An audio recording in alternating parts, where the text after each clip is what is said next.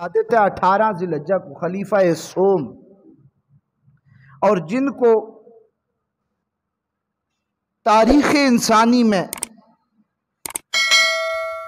کسی کو یہ شرف نہیں حاصل ہوا، حضرت آدم علیہ السلام سے لے کر جناب نبی علیہ السلام تک کہ 2 بیٹیاں نکاح میں ملی ہوں، لیکن عثمان ذی النورین وہ ہستی ہیں جن کو آقا علیہ السلام کی 2 بیٹیاں نکاح میں ملی، اور جب ایک بیٹی کا انتقال ہو گیا، حضرت علی المرتضیٰ رضی اللہ تعالیٰ عنہ سے روایت فرماتے ہیں جب دوسری بیٹی نکاح میں عطا کی نا، آج لوگ کہتے ہیں کہ بیٹی تھی ایک، مصطفیٰ کی بیٹی تھی ایک، تینوں کا انکار کر دیا۔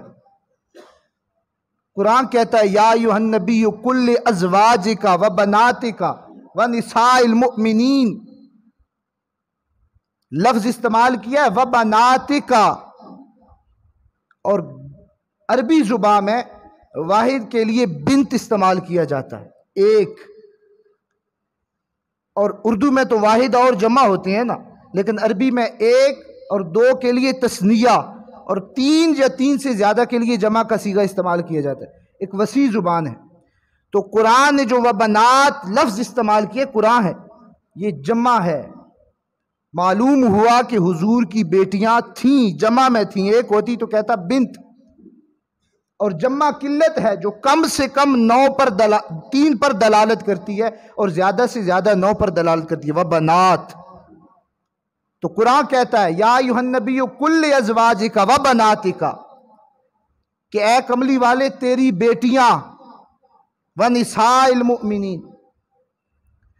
تو عثمان ذی النورین کو 2، اور علی المرتضیٰ کہتے ہیں جب ایک کا انتقال ہو گیا تو آقا علیہ السلام نے دوسری بیٹی نکاح میں کی نا، تو فرمایا اے عثمان، مجھ مصطفیٰ کی اگر 40 بیٹیاں ہوتی، ایک ایک کر کے فوت ہو جاتی، میں محمد 40 کی 40 تیرے نکاح میں دے دیتا۔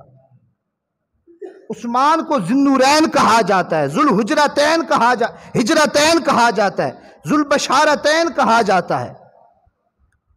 یہ شرف اور کسی کو ملا ہی نہیں جو عثمان کو ملا،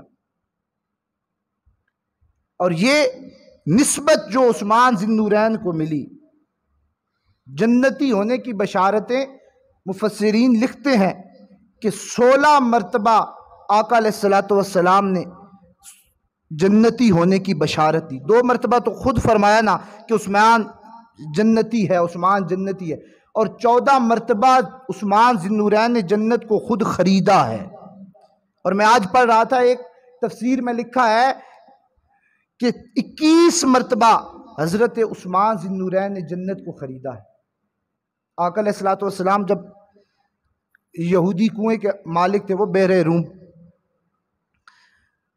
اور قیمتاً پانی دیا کرتے تھے مسلمانوں کو، مسلمانوں پر بڑی تنگی تھی۔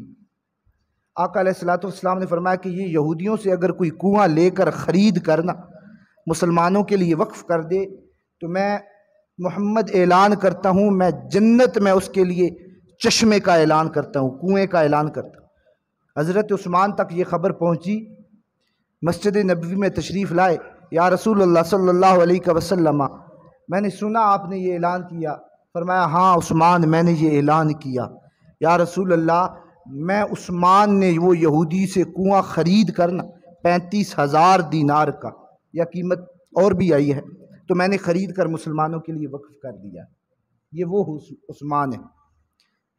اور ایک غزوہ کے موقع پر آقا علیہ السلام نے فرمایا ہے کوئی جو ہماری مدد کرنے والا ہے؟ عثمان ذی النورین یا کھڑے ہوئے، آقا علیہ السلام نے فرمایا کون ہے جو میری مدد کرنے والا ہے؟ اب جنگ کے لیے جانا ہے، سامان ضرورت ہے۔ حضرت عثمان کھڑے ہو گئے، فرمایا یا رسول اللہ، میں 100 اونٹ دیتا ہوں، اور بما سامان کے ساتھ۔ پھر بیٹھ گئے۔ پھر آقا علیہ السلام نے فرمایا ہے کوئی میری مدد کرنے والا، ہماری مدد کرنے والا؟ عثمان ذی النورین پھر کھڑے ہو گئے، یا رسول اللہ، میں 200 اونٹ پیش کرتا ہوں۔ آقا علیہ السلام نے پھر اعلان فرمایا ہے کوئی ہماری مدد کرنے والا؟ پھر عثمان ذی النورین کھڑے ہو گئے، یا رسول اللہ، میں 300 اونٹ سامان کے ساتھ پیش کرتا ہوں۔ پھر بیٹھ گئے۔ پھر آقا علیہ السلام نے اعلان فرمایا ہے کوئی ہماری مدد کرنے والا؟ عثمان ذوالنورین پھر کھڑے ہو گئے، پھر 350 اونٹ، 900 اونٹ اس روز عثمان ذوالنورین نے پیش کر دیے۔ اور آقا علیہ السلام نے پھر اعلان فرمایا، اب اونٹوں کی تعداد تو ختم ہو چکی تھی، اور عثمان ذوالنورین نے کھڑے ہو کر عرض کی، یا رسول اللہ میں 100 گھوڑے پیش کرتا ہوں۔ اور گھر گئے اور جو سونا اور چاندی ملا نا، ایک گٹھلی بنائی، اور یا رسول اللہ یہ گھر میں مال پڑا تھا سونا اور چاندی، یہ بھی میں تبوک کے موقع پر پیش کرتا ہوں۔ آقا علیہ السلام نے فرمایا، آج کے بعد عثمان کو کوئی نقصان نہیں، عثمان جو مرضی ہے کرے، اسے کوئی نقصان نہیں۔ یہ وہ عثمان ہے۔ لوگ تو آج کیسی کیسی باتیں کرتے ہیں، اور ہم سنیوں نے بھی چھوڑ دیا ہے صحابہ کی عظمت کیا ہے، صحابہ کی شان کیا ہے بیان کرنا، بس واہ واہ پر اسی طرف، جہاں واہ واہ ہوئی، جہاں داد ملی وہی بیان بنا لی۔ تو یہ حضرت عثمان ذی النورین ہیں، جن کے لیے حضور نے فرمایا اتنی عظمتیں کہ جب حدیبیہ کے موقع پر آقا علیہ السلام 1400 یا 1500 اصحاب کے ساتھ جا رہے ہیں عمرہ کی ادائیگی کے لیے، جب سے ہجرت کی مکہ نہیں گئے، اب جا رہے ہیں، تو حدیبیہ کے موقع پر کفار نے روک لیا، آگے نہیں جانے دیتے۔ فرمایا عثمان تو جا اور میرا سفیر بن کے جا، یعنی جو تو بات کرے گا وہ میری بات ہوگی، جو تو وعدہ کر کے آئے گا وہ مجھ مصطفیٰ کا وعدہ ہوگا۔ سفیر مصطفیٰ بنا کے عثمان کو مکہ بھیجا کہ تو بہت بڑا تاجر ہے، تیرے بڑے احسان ہیں ان کفار پر، تو جا۔ وہاں خبر پھیل گئی، کفار نے افواہ اڑا دی کہ عثمان کو شہید کر دیا گیا ہے، عثمان کو قتل کر دیا گیا ہے۔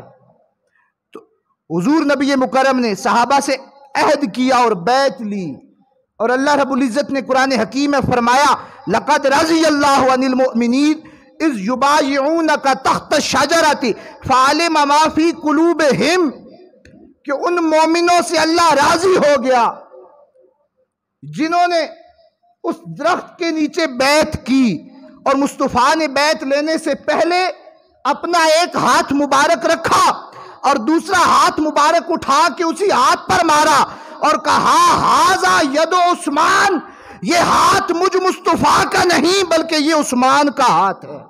عثمان مصطفیٰ کے ہاتھ پر بیعت کر رہا ہے۔ اب 1400 صحاب نے بیعت کر لی، مصطفیٰ نے فرمایا اس وقت تک ہم واپس نہیں پلٹیں گے جب تک عثمان کا بدلہ نہ لے سکیں، یا کٹ جائیں گے یا کفار کو مار دیں گے۔ اور اللہ رب العزت نے قرآن حکیم میں اصول بدلی فرما دیا، فرمایا نماز پڑھو گے یہ اجر ملے گا، روزہ رکھو گے یہ اجر ملے گا، لیکن جب بیعت عثمان کے نام پر کی تو فرمایا لقد رضی اللہ، اے مومنو میں خود رب تم سے راضی ہو گیا ہوں۔ کیوں؟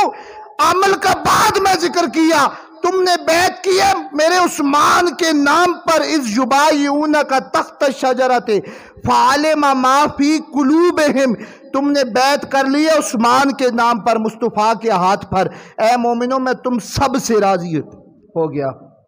یہ ہے عثمان کی شان۔ اور آقا علیہ السلام نے فرمایا کہ ہر نبی کا ایک دوست ہوگا جنت میں، ہر نبی کا ایک رفیق ہوگا جنت میں۔